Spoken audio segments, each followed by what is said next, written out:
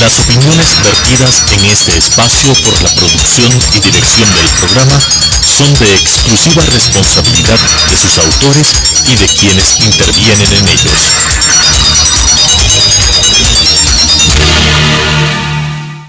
Sucesos presenta Punto de Vista, pensamiento libre y crítico. Día a día buscaremos diferentes visiones para la comprensión de la realidad del tercer milenio. Punto de Vista, un espacio que une noticia, análisis y opinión. Bienvenidos.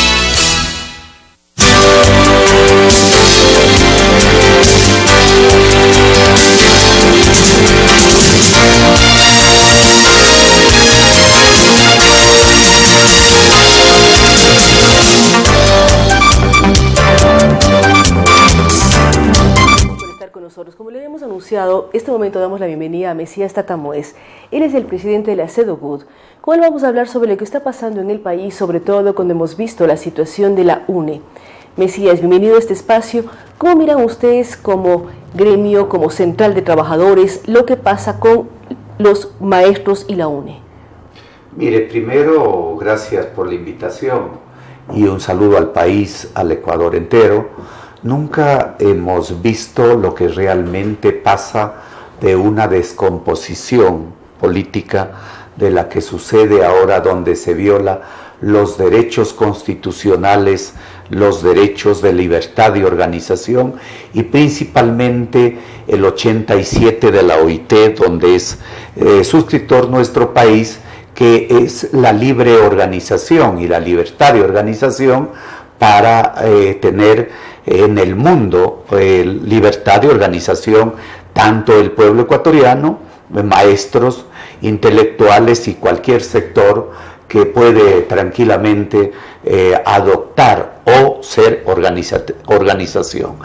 Queremos aclarar, la UNE es el sindicato más grande que ha existido, como existe en los países latinoamericanos, de organización como sindicato y libertad. Le he oído al ministro precisamente el día de ayer el señor ministro de Educación decía en alguna entrevista que la UNE no es sindicato, la denominó como gremio o una organización de la sociedad civil, de los maestros, pero dijo no es sindicato. Sinceramente, el ministro, le he escuchado varias entrevistas donde el ministro dice, primero, él no cree en los seguros, no cree en nada. Él dice que no podía asegurar las escuelas, no podía asegurar absolutamente nada de los bienes de la patria del Ecuador, porque no son bienes de él, son bienes del país, y tenía que asegurar y punto, para tener realmente en qué asegurarse los ecuatorianos y en que los bienes sean del país y estén asegurados. Lo mismo es en la libertad de la organización sindical. La UNE es una organización, como todas las organizaciones tienen libertad de ser aseguradas, de estar asegurada y de tener libertad a la organización. Lo que es peor, en todos los países latinoamericanos existen todos, como en México, como en el Ecuador, como en Colombia y en otros países. Tienen libertad los maestros de estar organizados en el sindicato y en el gremio más grande, como lo ha existido, pero el ministerio y el país y la propia OIT conoce y reconoce que es el sindicato más importante que ha existido, como todos los gremios, en cualquier parte del mundo. ¿Cuál es su posición, Mesías, como CEDOCUT, como la central de trabajadores, frente a lo que está ocurriendo con el gremio, el sindicato, como se denomine la Unión Nacional de Educadores? ¿Cómo apoyar a los maestros, que también son trabajadores que trabajan con lo más importante, que es la educación y la enseñanza? Como FUT y como CEDOCUT, como parte del país, para nosotros, no solo como CEDOCUT, sino como libertad de organización y como autonomía, porque aquí podemos hablar, mire, yo creo primero en el derecho de la autonomía de la educación.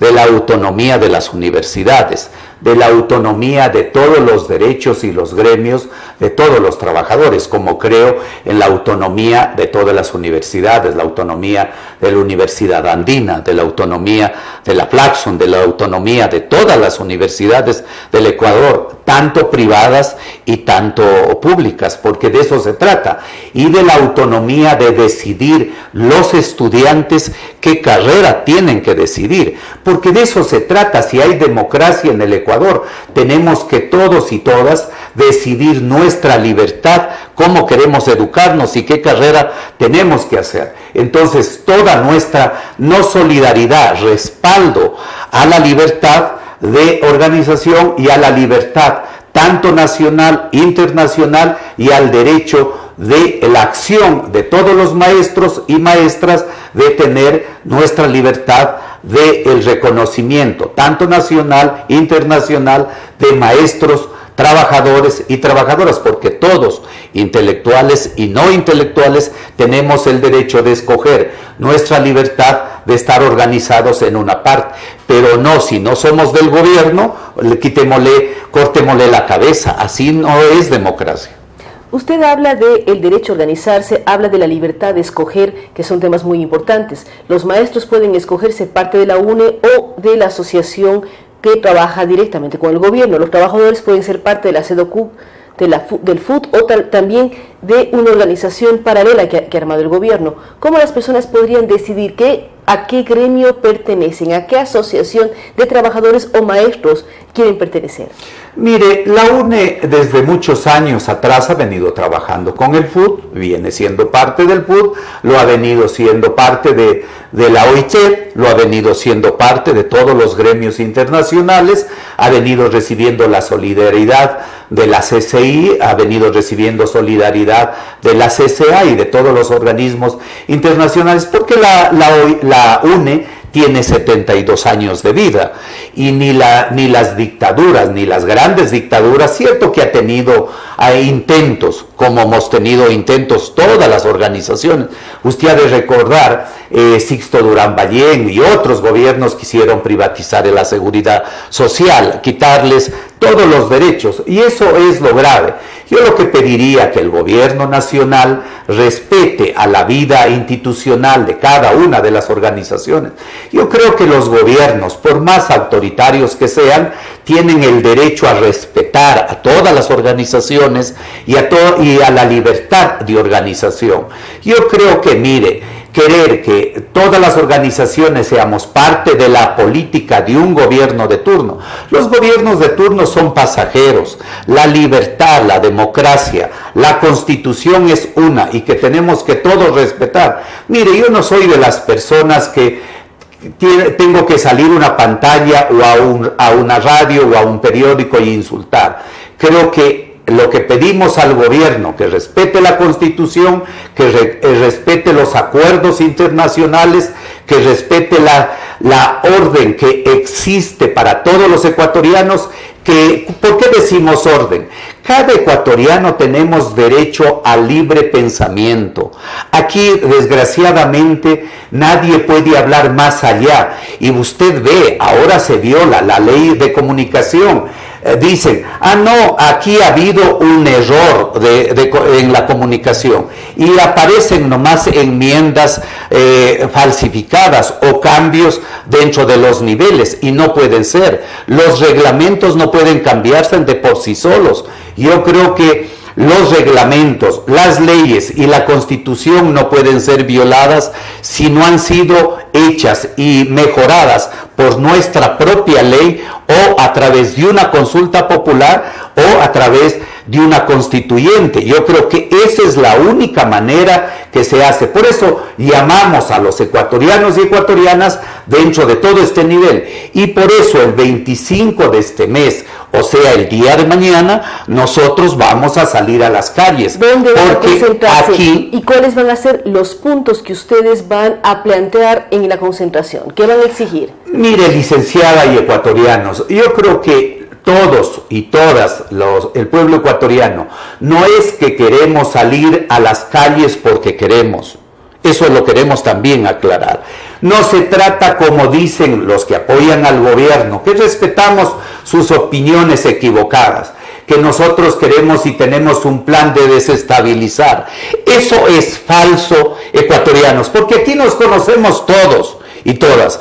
Y es falso cuando mienten, y aquí habemos ecuatorianos que no somos de los grupos mezquinos económicos de nadie. Aquí no somos de los grupos banqueros, de los grupos económicos que la tienen la plata afuera y no la traen acá a invertirla. Aquí lo que exigimos, que haya garantías en el Ecuador, políticas, que haya garantías jurídicas, y aquí estén. Jamás hemos sido los que hemos golpeado las puertas a ningún gobierno o a ningún cuartel.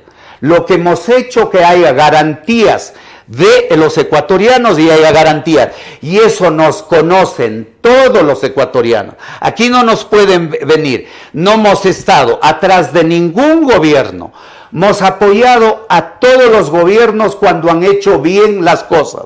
Cuando han hecho mal, hemos dicho no estamos de acuerdo. Y eso lo conocen todos. Lo conoce usted y lo conoce el último ecuatoriano. A los gobiernos que han hecho mal en este país hemos dicho no estamos de acuerdo, y eso lo haremos y lo seguiremos haciendo. El gobierno actual, a una marcha, ¿qué horas va a ser? ¿De dónde sale? El gobierno, lo queremos aclarar. Acabo de oír en un medio de comunicación que nosotros tenemos un plan escondido para desestabilizar. El propio gobierno se busca frentes y frentes para que haya. Nadie, el FUT y los trabajadores, que nosotros sí somos trabajadores, porque nunca hemos estado a través de los cuartelazos o cambiándonos de camisetas, por eso, porque no hay la Corte Constitucional, 4 demandas inconstitucionales están archivadas en la Corte Constitucional. La ley de injusticia laboral, la ley de las enmiendas, la ley que se dijo que eran garantías para el trabajo de los jóvenes. La ley, ¿cómo vamos a estar de acuerdo? ¿Qué dado con todas estas demandas que han puesto ustedes para ahora la corte es de archivo, eso da pena. Y está una persona que ha sido dirigente, ha sido abogado sindicalista como Alfredo Ruiz, que da mucha pena que esas personas, mire, mañana es a las 5 de la tarde en la Caja del Seguro, vamos por la 10 de agosto aquí en Quito, vamos hasta casi la Plaza del Teatro, regresamos porque está todo dañado el centro de Quito, y regresamos frente al Banco Central, ahí va a ser la concentración.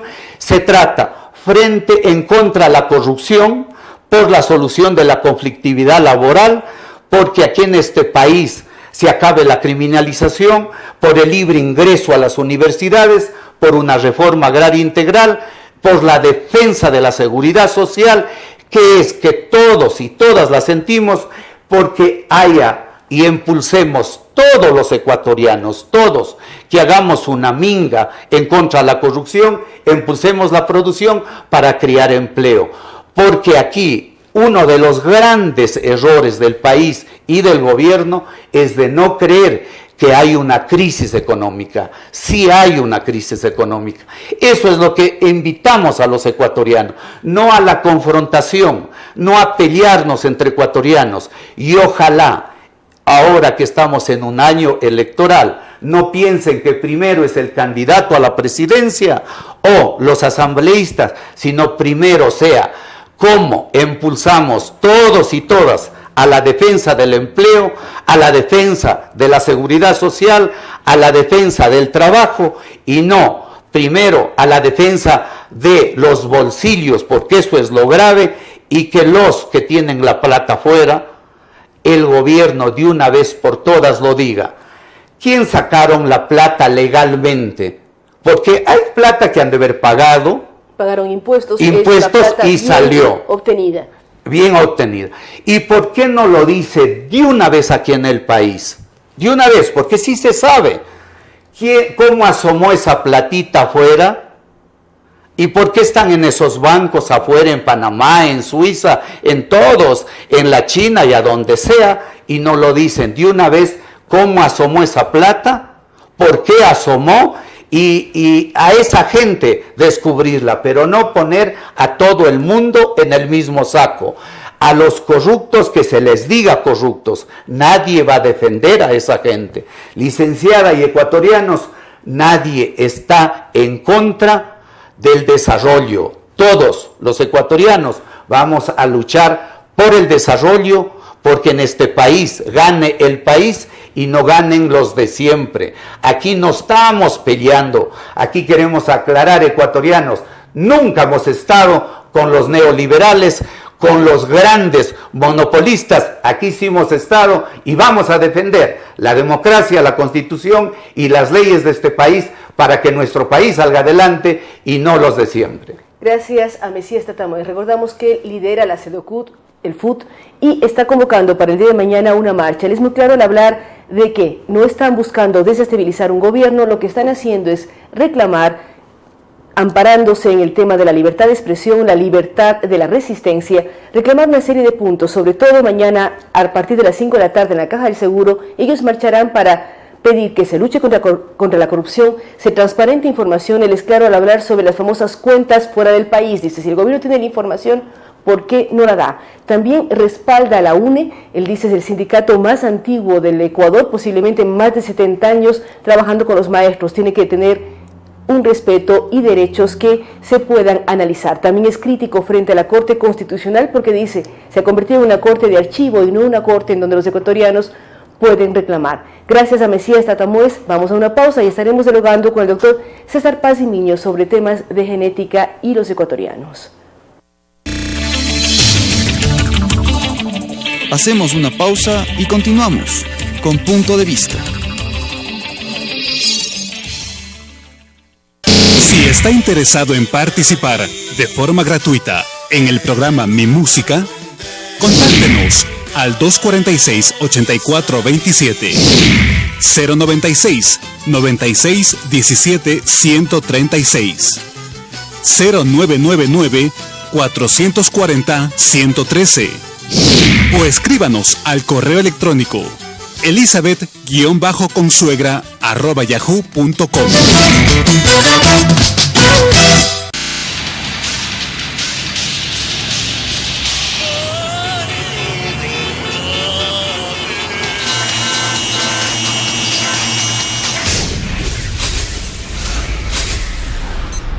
Tómelo con calma.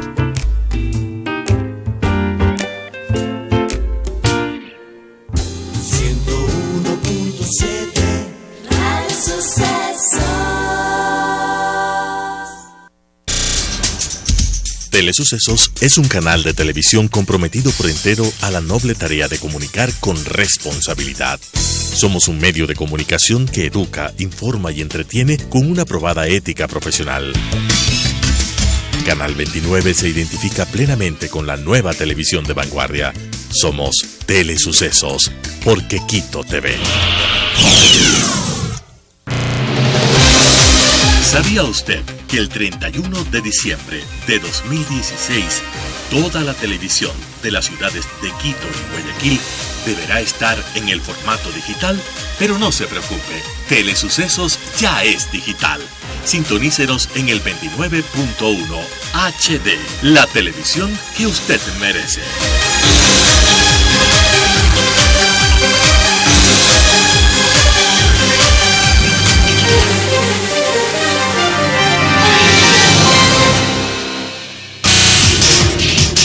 Telesucesos es el primer noticiero de texto en la televisión ecuatoriana.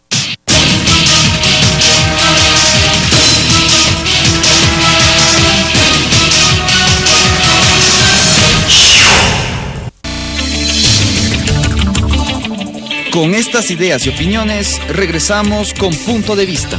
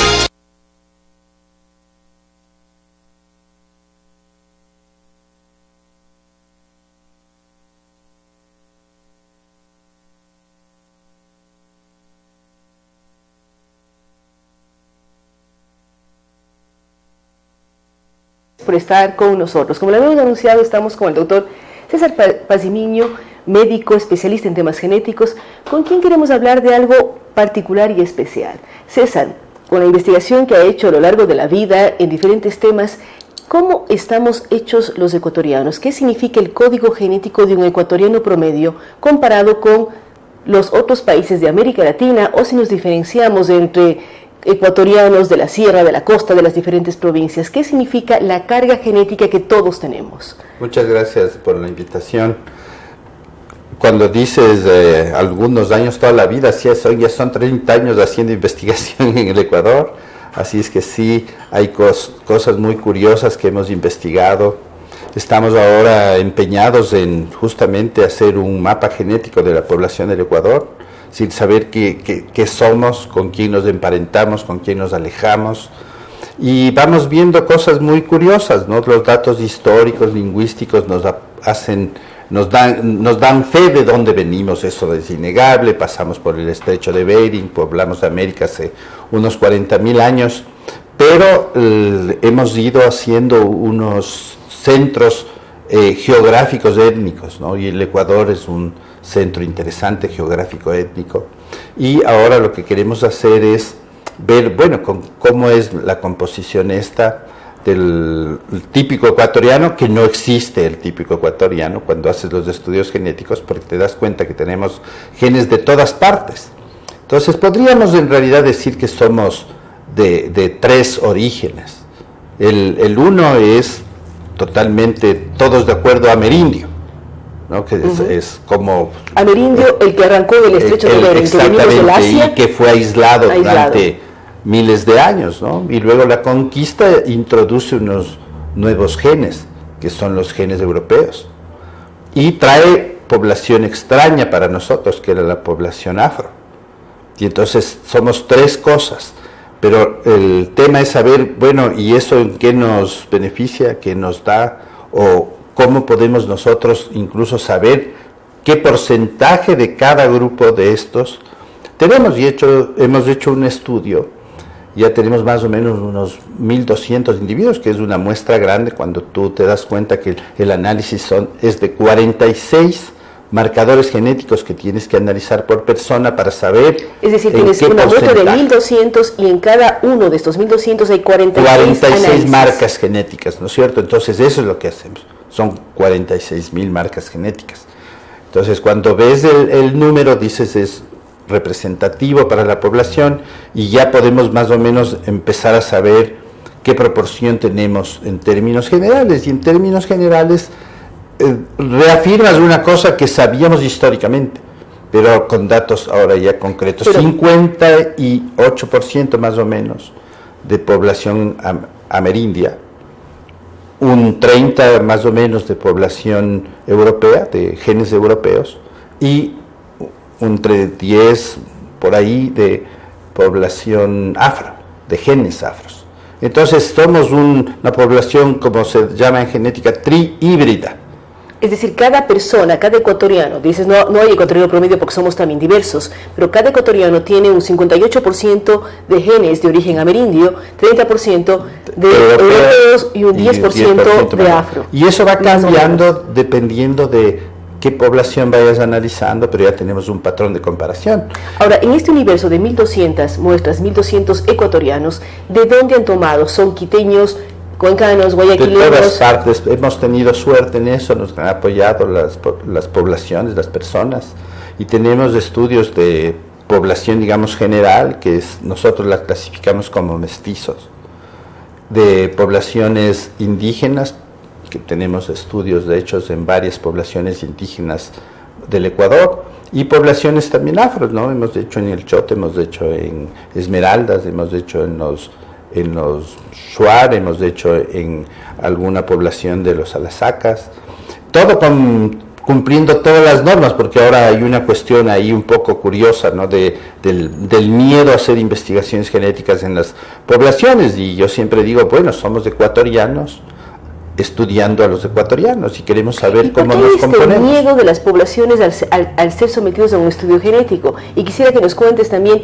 de estas 46 marcadores genéticos. ¿Cuáles son? ¿Qué es lo que están buscando ustedes con estos 46 marcadores, tablas, no sé? Eso. Los 46 son, digamos, secuencias del material genético, zonas del material genético, que todos tenemos, pero que van variando. El código genético es por letras, ¿no es cierto? Entonces va variando en 1, 2 letras, y cada persona, cuando haces el análisis de los 46 bloques genéticos, va variando en las letras. Y esas variaciones se llaman polimorfismos, muchas formas, polimorfismos genéticos. Entonces, no te da una característica especial, no es que por eso eres más inteligente, eres más apto para algo, sino simplemente son variantes que están ahí, que no tienen un mensaje específico para la persona, pero que te permiten identificar personas. Son las pruebas que se usa, por ejemplo, en las pruebas forenses, en las pruebas de paternidad. Sí, en las pruebas forenses se usa más o menos unos 12 a 16 de estos marcadores, pero para hacer lo que se llama ancestría poblacional usas 46, para tener un mejor, una más fina análisis, ¿no? Entonces, eso es lo que hacemos. Ahora, ¿por qué hay tanto prejuicio sobre el estudio genético? Yo creo que hay dos cosas para mí.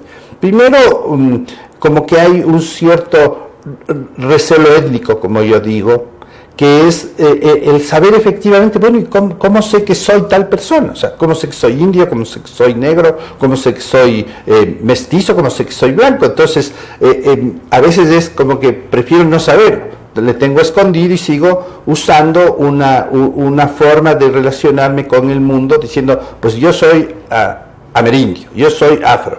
Y el rato que empiezas a hacer los estudios dices, sí, pero eres afro, pero mezclado con tal cosa, tienes un poquito de indígena y un poquito pero de, en este mundo de europeo, ¿no es cierto? donde prácticamente no hay razas, decir, este es absolutamente blanca o Así es. O sea, todos No hay somos razas. mestizos, no hay razas, no hay etnias puras, por decirlo así. Claro. Porque hay este recelo de saber ancestralmente cómo estoy conformado.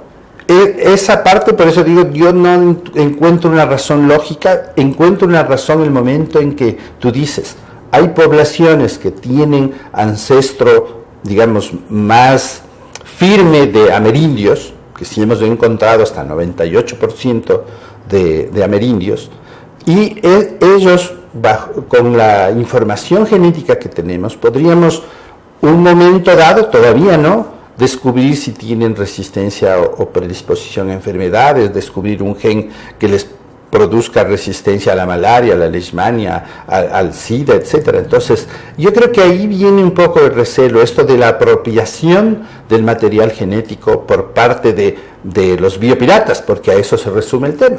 Pero cuando tú ves desde el punto de vista ecuatoriano, dices, bueno, pero yo soy ecuatoriano, no soy biopirata. Claro, César, los grupos de equipos son sobre todo ecuatorianos y estudiantes. Y los resultados son en beneficio de la población y del conocimiento internacional. Allá queremos decir, ¿qué beneficios sacamos? Acaba de mencionar César Pazimiño, de pronto un amerindio, 98% amerindio, tiene genes que le permiten tener más resistencia a una serie de enfermedades, que de pronto enfermedades que están identificadas o las que se identificarán en el futuro. Así es. ¿Hacia dónde vamos como ecuatorianos? Resistentes a qué somos, pero también proclives a qué enfermedades somos, porque este cóctel genético, si puedo decirlo así, nos hace con ciertas particularidades que nos permite mayores cosas o menores cosas en el tema de enfermedades. No se está ya lógicamente sobrepasado si somos más o menos inteligentes, eso no está en discusión, pero ¿qué pasa con nuestra defensa, con nuestras defensas hacia enfermedades? Exactamente.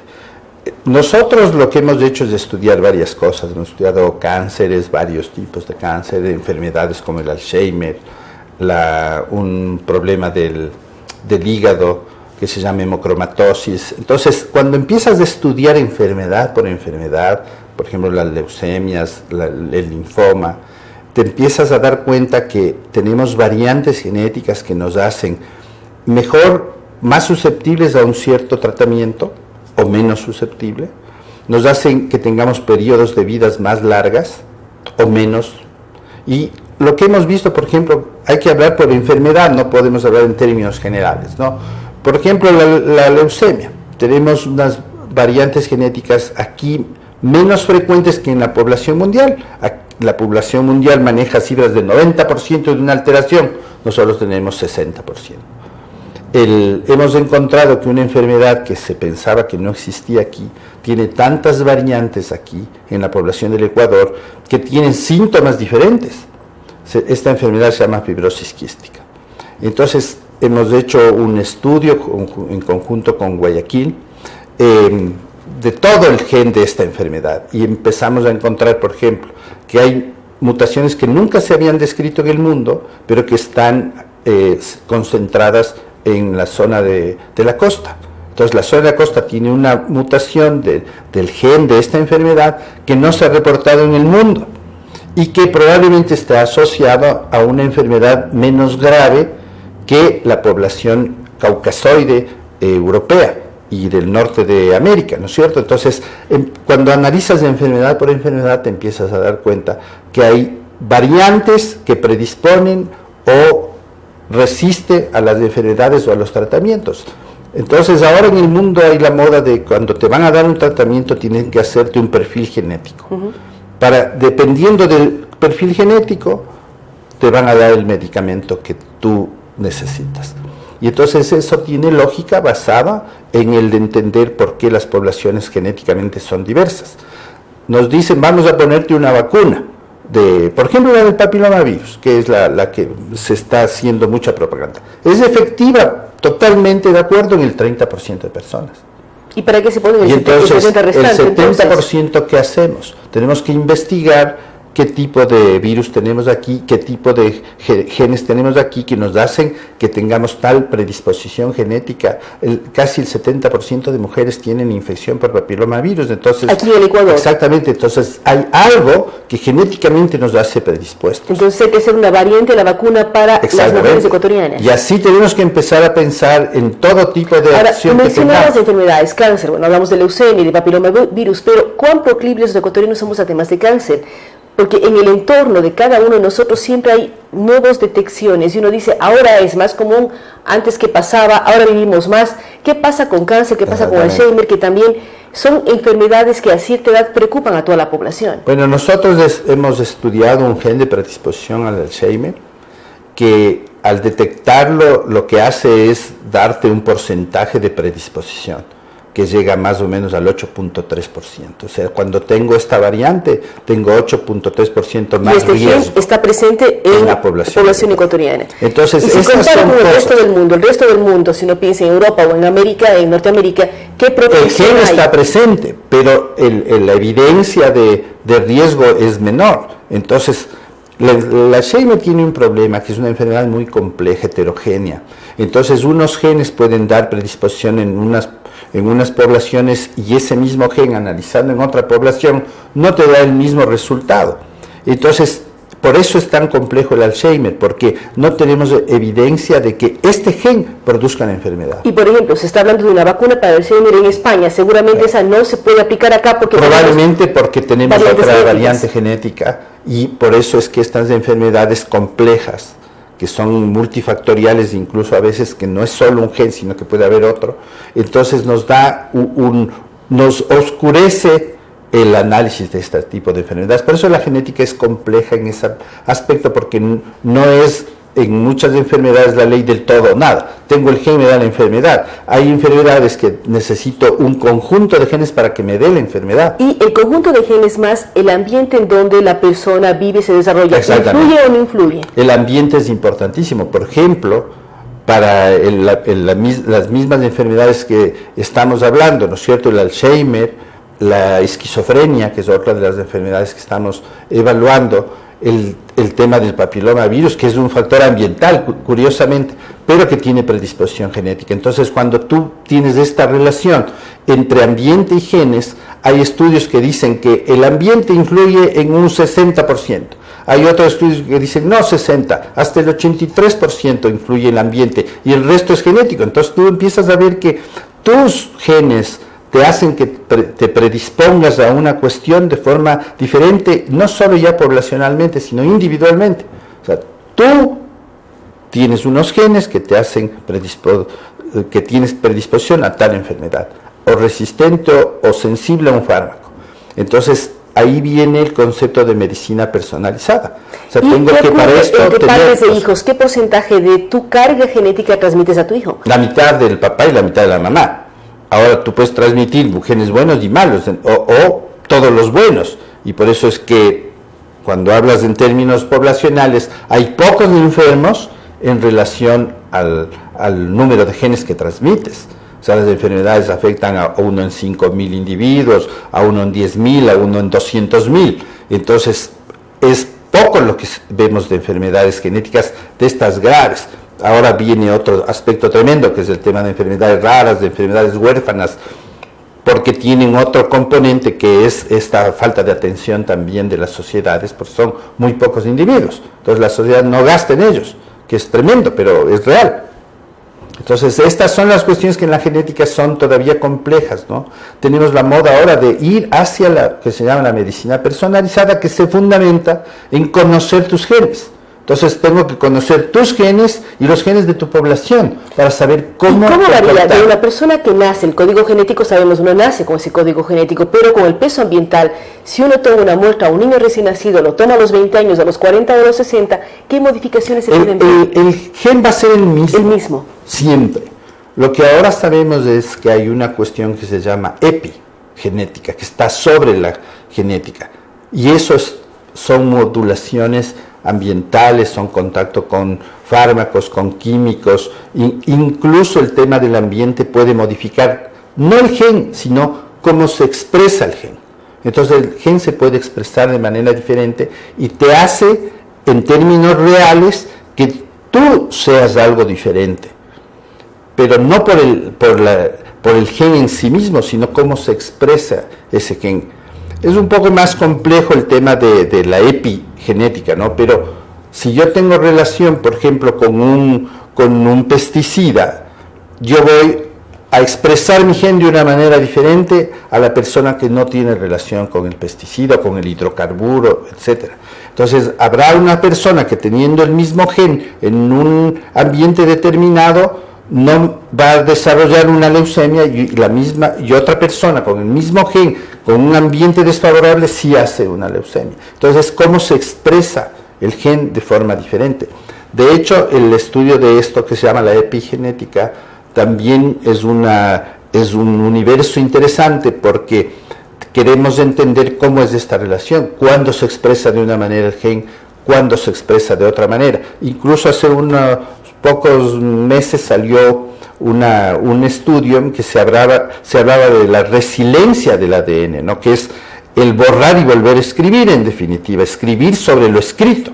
Que era eso es posible, es decir, entonces, que borra y va de nuevo. Exactamente, parecería que ¿y hay esto en qué zonas número del de ADN. generación, en qué proceso se borra y va de nuevo el tema de él? Parece que el lenguaje genético está ahí, ¿no? O sea, es como cuando tú escribes en un libro, las letras están ahí. Ahora, entender las letras es diferente, pero hay veces que es el entender las letras puede ser lo que falla.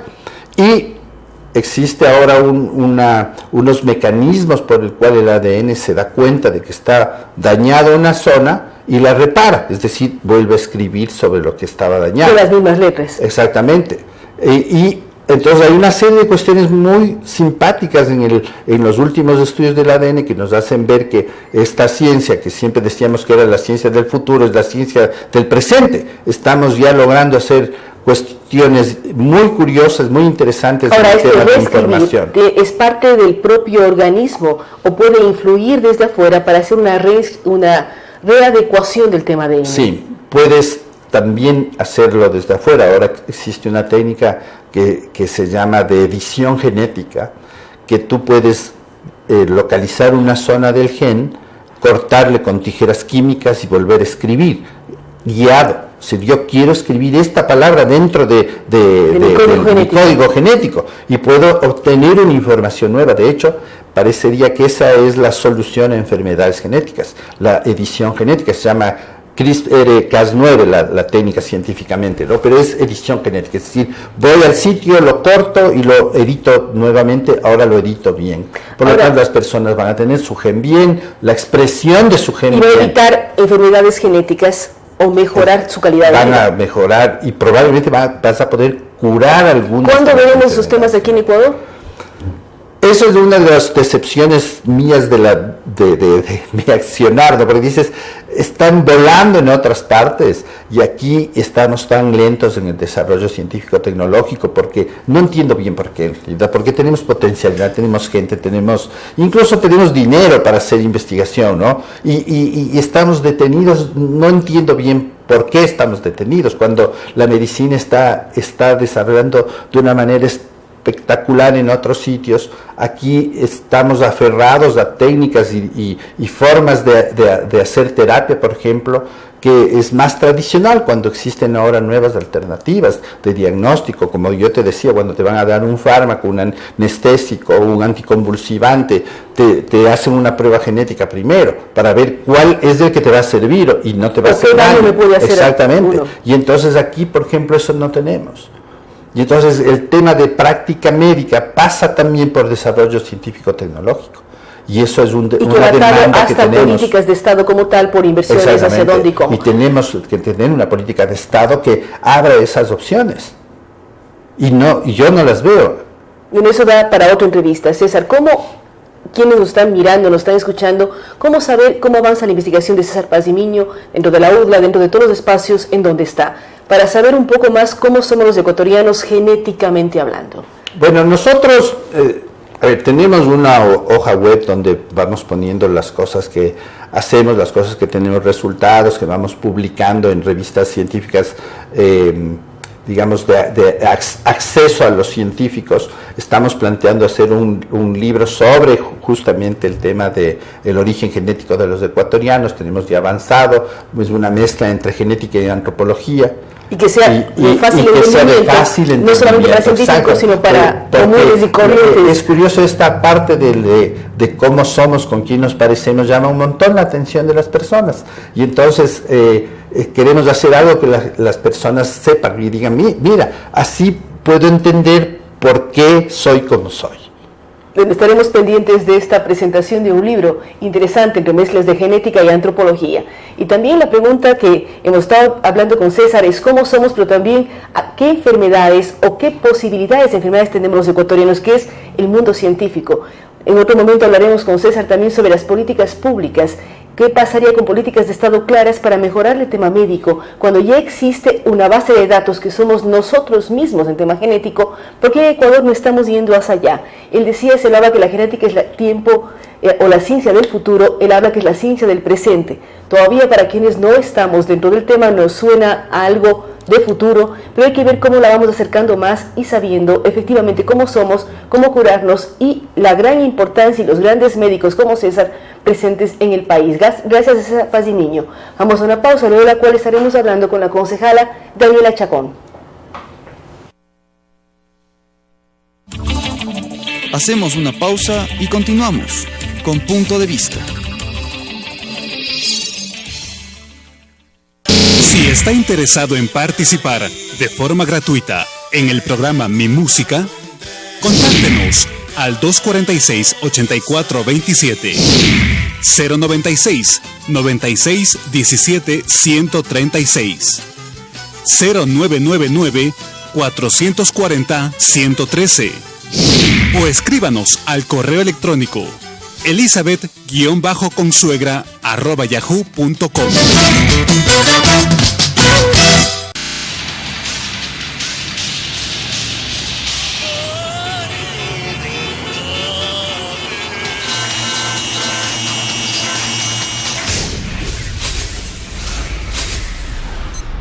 Tómelo con calma.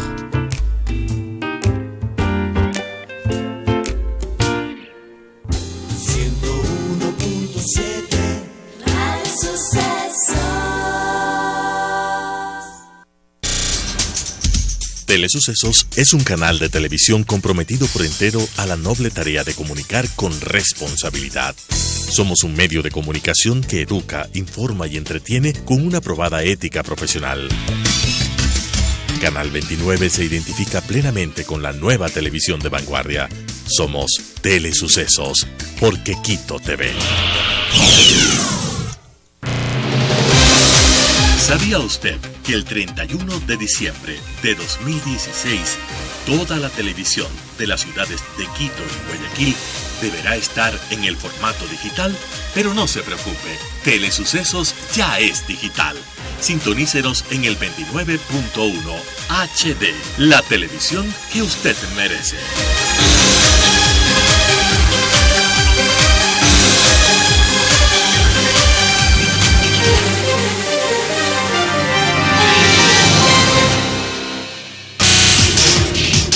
Telesucesos es el primer noticiero de texto en la televisión ecuatoriana.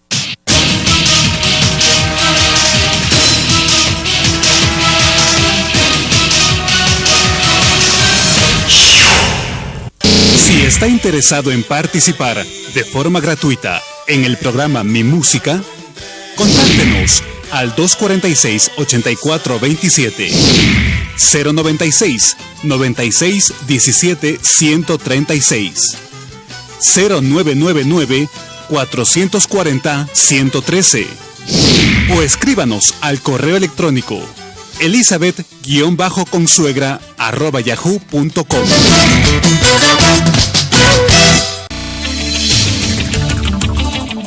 Con estas ideas y opiniones, regresamos con Punto de Vista.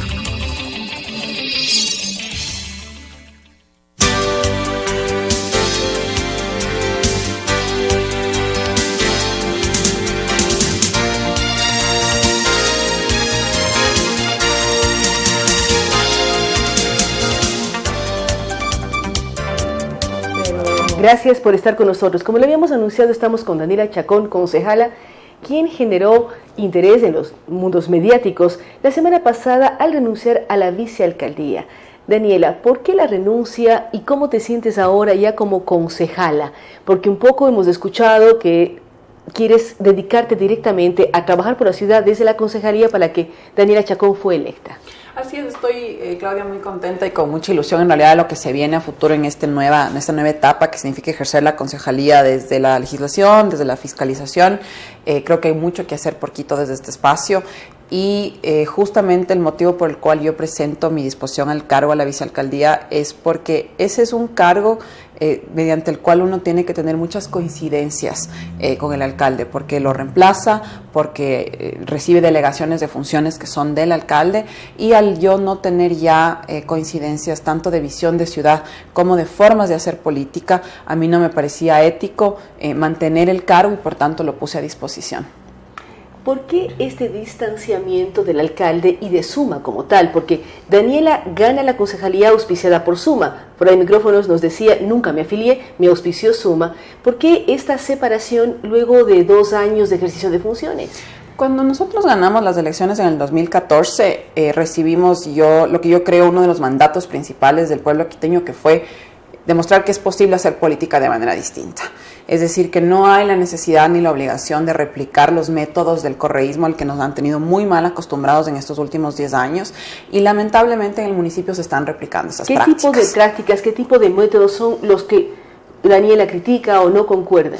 La utilización de los mecanismos legales que el correísmo ha creado para entregar contratos directos sin pasar por procesos de licitación a empresas chinas que tienen una poca credibilidad en el extranjero, sin realmente conocer cuál es la mejor solución para la ciudad. Es decir, el utilizar los procesos de la ley de contratación pública implica que nos ponemos a estudiar las mejores alternativas para la ciudad, los mejores costos, y no simplemente le entregamos a una empresa una obra, ¿no?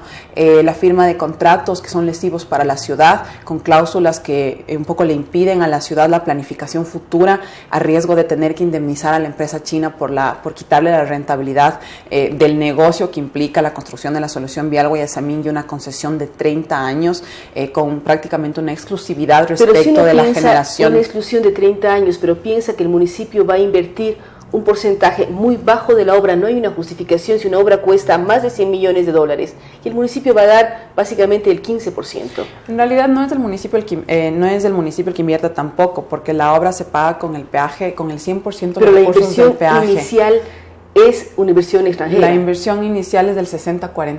60-40. 60-40.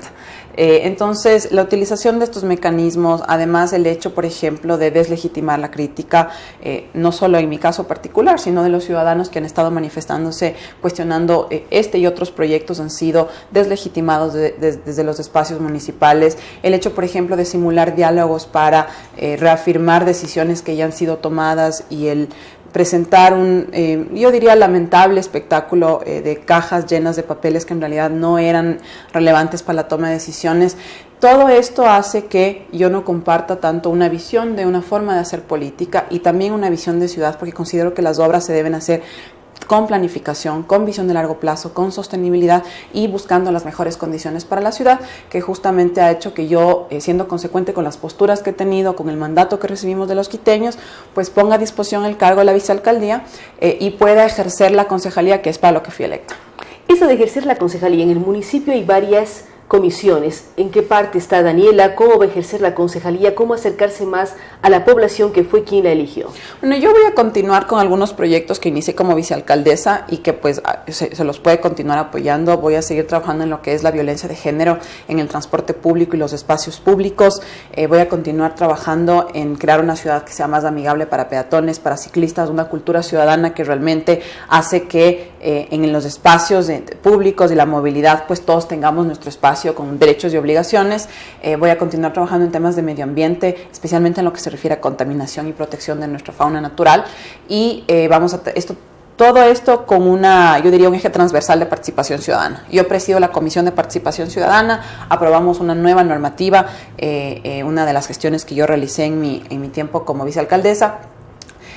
Y ahora lo que requerimos es implementar esa normativa y realmente garantizar los espacios de incidencia de los ciudadanos frente a la toma de decisiones de las autoridades públicas, no en un momento del proceso, sino durante todos los procesos, ¿no? Entonces, un poco esa va a ser la línea en la que yo voy a continuar trabajando con mayor profundización y obviamente con absolutamente todas las ganas de lo que se puede hacer como concejal.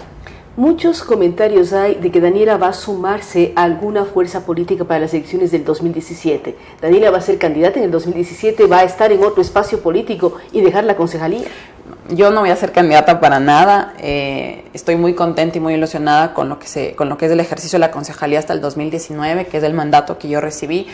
Lo que no quiere decir que sea necesario tomar posturas. Yo creo que es importante para los políticos locales que tomemos una postura frente a la nacional. Yo lo he hecho en diversas ocasiones frente a políticas o leyes que aprueba el gobierno nacional y la Asamblea Nacional, y creo que para este caso particular del 2017 hay que tomar posturas. Una postura que además sea en defensa de la autonomía, de la descentralización, de poder resolver los problemas que las ciudades tenemos y que a veces dependen de la política nacional y que no dependen de los gobiernos locales. Creo que hay que generar unos mecanismos de coordinación. Pero hay mucha relación, lo que se decide en política nacional involucra directamente al gobierno local, aunque no sea decisión del gobierno local. Aunque no, y luego nosotros como gobierno local somos afectados porque no tenemos capacidad decisoria sobre ciertos temas. Y pongo un ejemplo.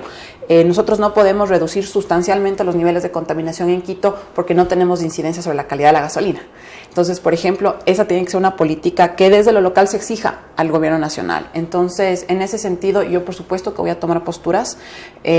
En este momento no es momento de pensar en una tienda política distinta. Yo creo que eso uno lo tiene que pensar bien y conforme vayamos sabiendo primero quiénes son los candidatos y cuáles son sus programas de gobierno, pues yo tendré una posición al respecto. El haber estado en una reunión con el candidato Lasso no le pone ya a Daniela con el grupo de Compromiso Ecuador. En realidad no. Yo estuve ahí apoyando a Fabricio Villamar. Él está planteando una propuesta justo en esta línea de que desde lo local podamos exigir a quienes van a ser asambleístas también, porque hay muchas leyes que afectan a el ejercicio de las competencias locales, a quienes van a ser asambleístas y a quien el día de mañana ejerza la primera magistratura del país.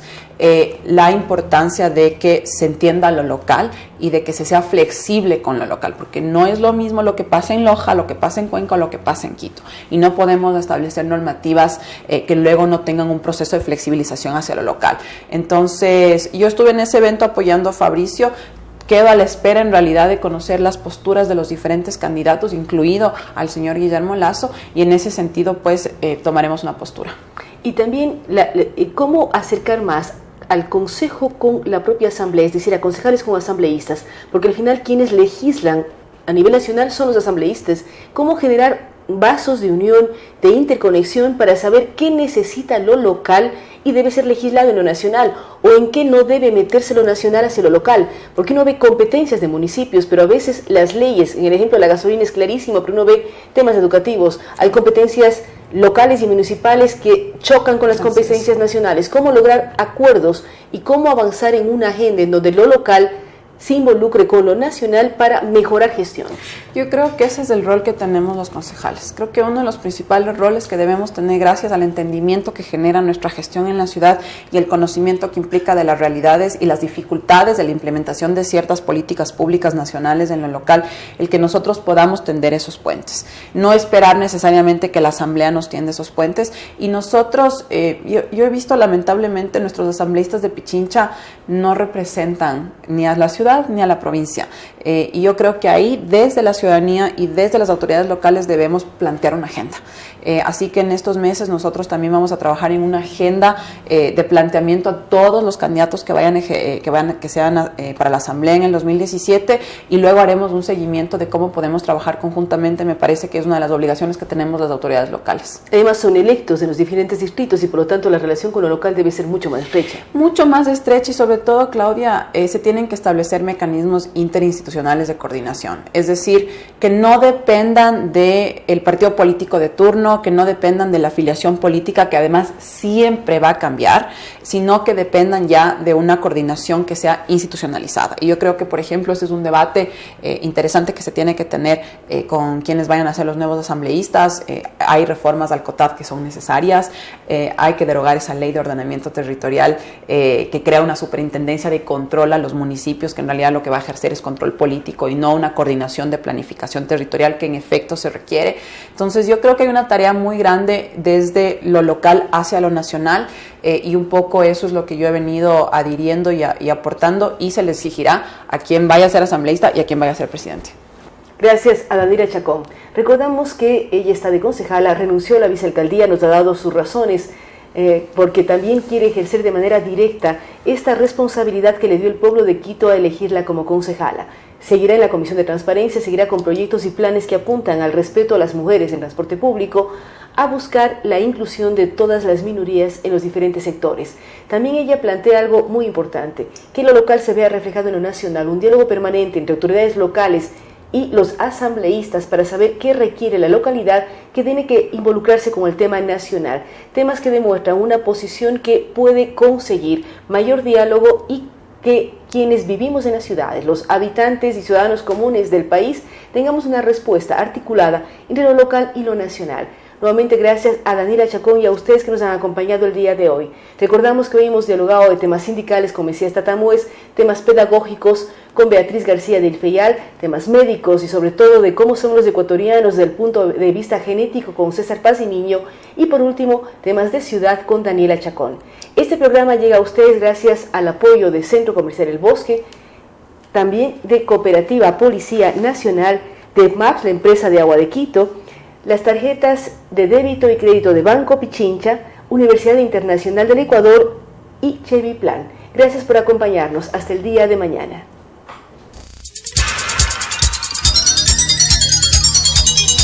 Las opiniones vertidas en este espacio por la producción y dirección del programa son de exclusiva responsabilidad de sus autores y de quienes intervienen en ellos.